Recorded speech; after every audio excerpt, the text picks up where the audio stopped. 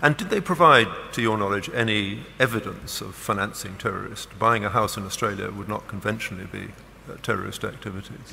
They didn't provide any evidence to prove that's a terrorist activity.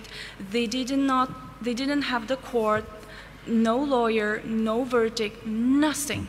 They didn't even give the arrest warrant. Nothing. There's nothing on the document for Mayra's case.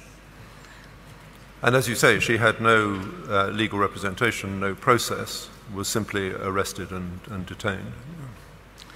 No. I did ask my mom, can't you find a lawyer? Can't we find a lawyer? Because I have a very good social net in China. I can help find a lawyer. Then my mother said,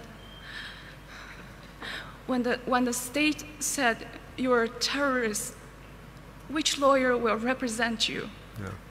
When the state coming after you, which lawyer will represent you? I haven't seen any Uyghur has been represented by any lawyer. No one will represent us. We did try it, but no one. No, I understand. Thank you.